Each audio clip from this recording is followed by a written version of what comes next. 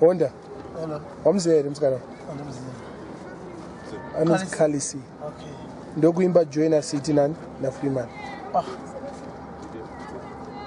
Uti kwachi? So at the sing of Joiner City. That mega song. Mega hit song. It used to be my favorite song when I was at the high school. There was the time that Joiner City opened. So I went to my KFC in my pizza. I don't know name Joiner City. I used to like that song. So tell me, Khalis, ever since that song, what we did?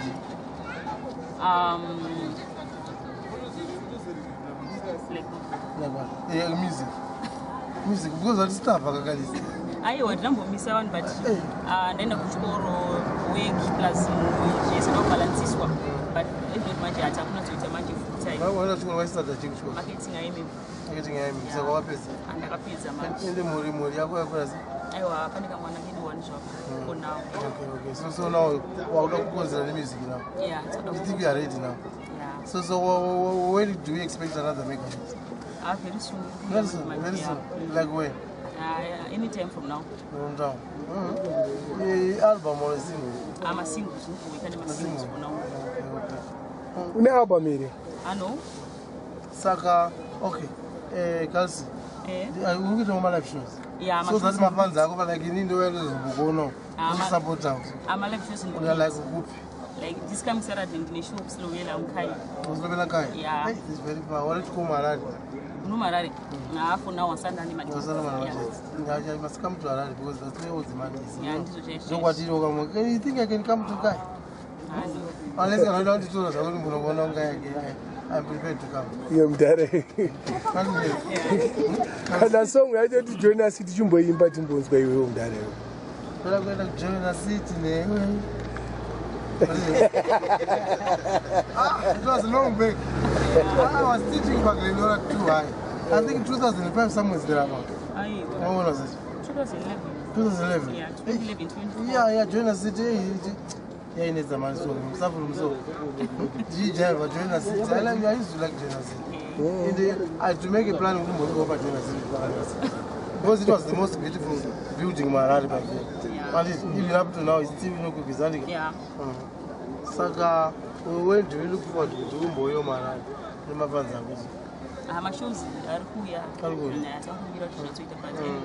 So I'm looking for Arnold. Yeah, I'm doing a song. Yeah, I'm picking vocalist one and DJ one. DJ one is a DJ. DJ Utman. Yeah. Don't go be. Saka ono zana Quincy. Osivaram. I'm so same as to be born and Murehwa. Wanoriza ngoma chaidzo regular. Yeah, I know. Ndoka vakatanga kanezvo ngoma. I'm interested with it. In Ndakona. Because that song, I go, where is this person? Who's this girl? Is she dead or what? But I can see you're back. And you're eager to move. I don't support that. No go to tell my shows. I want to do anything in our power to support. Because the man is starting that. I can do that. I just love it. Saka wonder ndo yaonoziya chete yakalisi. That song. Because they do something. I don't remember songs besides that. Yeah, Aripo. Like which one? You will like which one? Not your own borrow. Paya patakatukana kupopotedzana kana kurovana sori mwana wangu ndini mai vako ndakumbira ruregerero chidzoka kumba wangu wekubereka chimvana dai wanditeereni mai vako ndakabva nekouko hakuna zviko wangu wekubereka chimvana. But it seems Nagamo's a song. But I know which I feel when you like jealous. When because Gweja City, it was very popular. The song I produced one and song about it.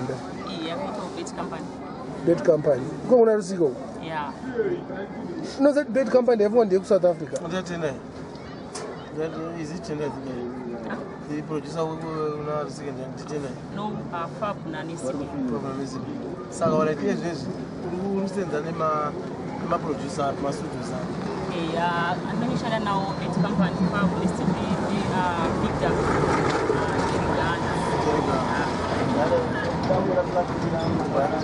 Vision yako ndio now that you are big.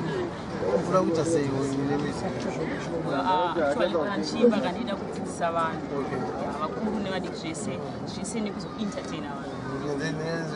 Nekuzoita mari pamberi yako. Probably you want to make money, but do you never plan the music yako is spread all over Zimbabwe and then Africa and probably in Europe and all over the world? Do you see yourself going there? Yeah. But do you think of having collaborations with mama artists? Yeah. Like which one? As locally, vakushandikana navasikana lesibona kadija nevamwe vanoshandika navo vakomana jasik navo nevamwe vanoshandika navo kuti baba mama artists like big money, killer tea, soldier love. These are the big names. Would you mind doing a collaboration? If I can get in touch with one of those artists, are you prepared to work? Yeah. That's nice. Because this is the music. You go as well. You need someone this age, but there is no option. Those equals are true. Dream down, but I enjoy the kind of music. Because though we are good at Ramana, and I would like to hear more of your songs. Secondly, Chagu, Papa, because it can see you and I'm going to interview. Yeah, very soon. Things are my singles with you. Like starting when Sakata kuendesa kunani masingles ya. Masingles kuendesa Yo Zimbabwe. Makidho nongana paside pa Kalis mchama. Kalis.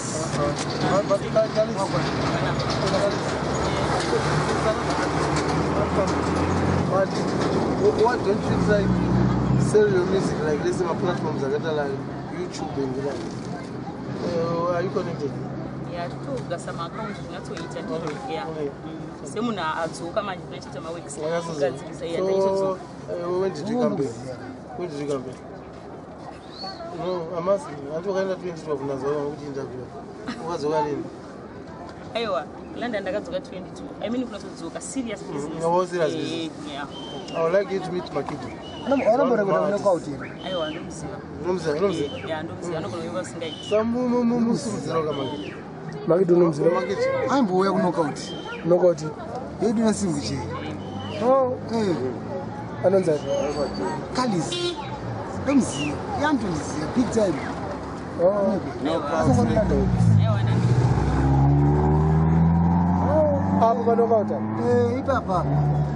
Saka waito munhu uri kuita bedroom yo. Uchibuda uri munhu chaichai. Apane kutamba. Studio. Fore nane tira mudini wani. Mudini. Newe Makidho uchisiya mwana wana achibuda ari munhu chaichai. Azazvi zvibasa. Oh. But uri kukwarira mukati. But right now Makidho, if you happen to get the chance to make it comes. Ungafana. Ndinotofara zvinoita. Ndinotoda. Ungari kwakena Makidho. Yeah, nachimboshandika naye ndinotoda. Serious business. Yeah. Tinotoita. Atoenda kumberi. Ndafambone rangu rakadai. All right guys. Tozati hanzi song yakaimba inozikanwa nzi chii? Inzi. Mutaurire. Unzi Makidho anogona kurambira. Mutaurire song yako big one. Mega hit. Kandisiyanzika muliwa ndosu unoti ndinodzamba nani. Aiso yapi mani. Mira pezi. Makidho. Just wait. Mira pezi. Aiwa ndopedza tonzwa kuti. Aunozienda kumberi kwacho panonyaso paripa. Kandisi baby, andibova ndakafunga zvimwe saka sipa ndapinda papa. Oh, yakanisa. Iri mix kana kuti no, the original one. The original play. Kwa wakaimba iwa wakaimba na. Let me play.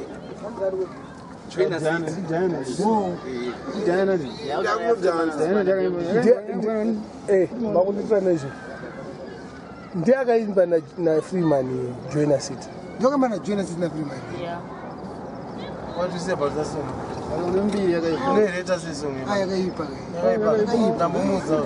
Yakaipa song. Sasa singazivi. And do you think Tell them celebrity kap. Makidho. Ana kuti nyebuzera. Kuti bazati songo bati zi. Makidho. Ola longa ngari kupinda Makidho. Right, it's not fair. Amangene moto eh. It's not fair. Ngonyara zvakadai. Yakatopisa imwe moto futi noze. Vaina udaita samwe handinga Makidho. But then you have to this Makidho. So we are happy that she's now beginning business, serious business. So this is an opportunity Makidho to talk to Kalisi. Saka ku phone number yako. Tuona hivi. 0775 194 392. Idzokerere futhi. 0775 194 392. Wayenzi kwa Makidho. Ko email, email. Une Facebook page. Yeah. Inonzi spelling. Kalisi Reloaded. Kalisi. CALLY space C Reloaded. All right. Azizwa Makidho. Anduwela. Champagne. Soon. One last Very soon. But why have you decided Kalisi to come and visit us in Mbare? Isusu tinogara Mbare. Tinongonzwa kuti hapana zvatinokwanisa kuita vanhu Mbare. Ino kuti Mbare yakapiwa picture yakaipa. Mbare ine matsotsi nevanhu vasiri right. But why have you decided to come to Mbare? To mix with us. Yeah, tichita ma website Saka Mbare ndokunesi. Ndokune mapikans. Yeah. Like Minox and me and Makidho. Sure. But one honest here. Oh, thank you so much. Thanks. Ndisangana ma celebrity. Uri celebrity but. Oh, ndi celebrity. Oh. From now on Makidho. 7,000 viewers but by YouTube. Makidho is a celebrity now. Yakwira ndege ndonetsa. Oh, ndakamirirwa. Foreign wakatimirira ndikuuya dhondwani. Yeah, I know.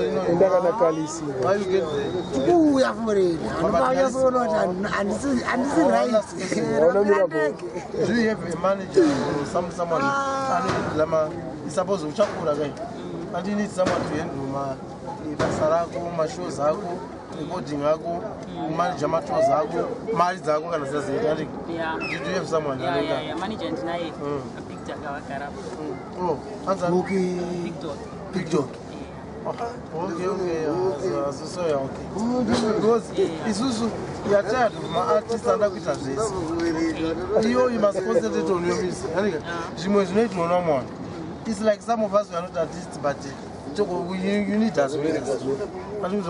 Manje mngada kuti umbimito kuti ndina kuimba ndaunorekodha ndega ndakuronga mashows ndega ndakutora mari yacho pagedhi zvese uri one. It's too much. Saka I wish you the best. Big dog. Taona nani? The big dog wacho. Ni mafans akwa. All these are your fans. I make it there. Yeah, mafans akwa. I make it. You know this one? Bolai. Nama Apana munashandisa zita rake iye anonzi Honda. He knows Honda, but my name is David. I'm a teacher by profession, but I like this guy. Oh, Boris. This Bolai. Oh, manana Mr. Rake. Apana Zokoto, ameki. Magribhi Honda, Kalisi wacho. Makidho. But my original is What is your name? Who's the story from where? Uri Victoria. Shuru. Which area of Shuru? Gamu. What do you go Oh, Victoria.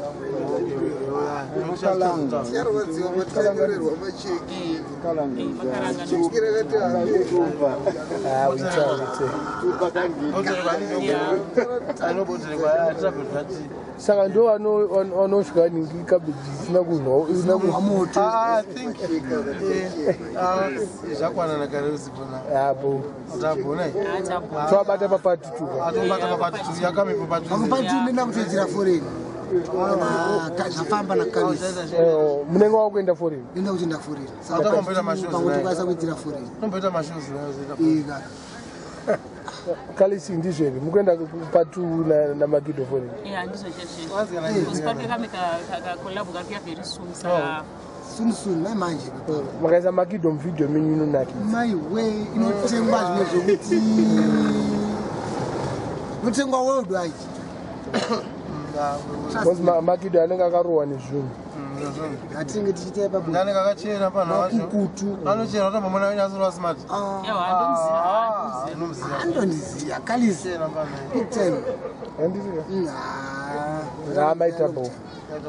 Thanks very much. If